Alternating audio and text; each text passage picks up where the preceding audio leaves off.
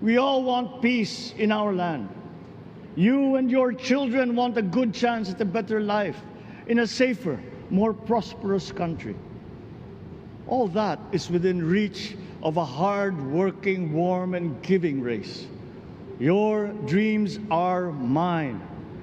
Pangarap nyo ay pangarap ko. How can we make them come true? How can we do it together? But I will take it as far as anyone with the same faith and commitment can, as if it depended entirely on himself. Sa pangarap na maging mapayapa ang ating bansa, ang pangarap nyo ay pangarap ko. Sa pangarap na maging maunlad ang ating bansa, ang pangarap nyo ay pangarap ko. At sa pangarap na maging mas masinang ang kinabukasan natin at ng ating mga anak, ang pangarap nyo ay pangarap ko. We are presently drawing up a comprehensive, all-inclusive plan for economic transformation. We will build back better by doing things in the light of the experiences that we have had, both good and bad. It doesn't matter. No looking back in anger or nostalgia. In the road ahead, the immediate months will be rough, but I will walk that road with you. The pandemic ravaged bigger economies than ours. The virus is not the only thing to blame. What had been well built was torn down. We will build it back better. The role of agriculture cries for the urgent attention that its neglect and misdirection now demands. Food self-sufficiency has been the key promise of every administration. None but one delivered. There were inherent defects in the old ways and in recent ways too. The trade policy of competitive advantage made the case that when it comes to food sufficiency, a country should not produce but import what other countries make more of and sell cheapest. Then came Ukraine.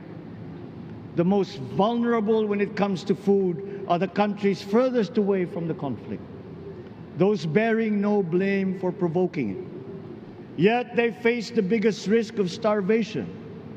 If financial aid is poured into them, though it never is, there is nothing to buy. Food is not just a trade commodity. Without it, people weaken and die.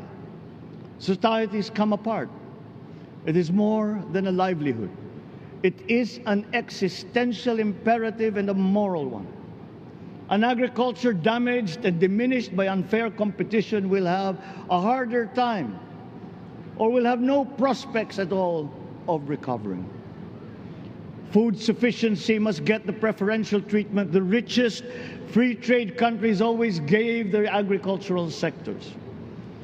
Their policy boils down to don't do as we do. Do what we tell you to. I am giving that policy the most serious thought if it doesn't change or make more allowances for emergencies with long-term effects. There is a parallel problem in our energy supply. Sufficient fossil fuel-free technology for whole economies has yet to be invented. And it is not seriously tried by rich countries. Again, consider the response of the richest countries to the war in Ukraine. But surely, a free world awash with oil can assure supplies. Or we will find a way. We are not far from oil and gas reserves that have already been developed. What we teach in our schools, the materials used must be rethought. I am not talking about history. I am talking about the basics, the sciences, sharpening theoretical aptitude and imparting vocational skills, such as in the German example, alongside the national language with equal emphasis and facility in a global language, which we had and lost.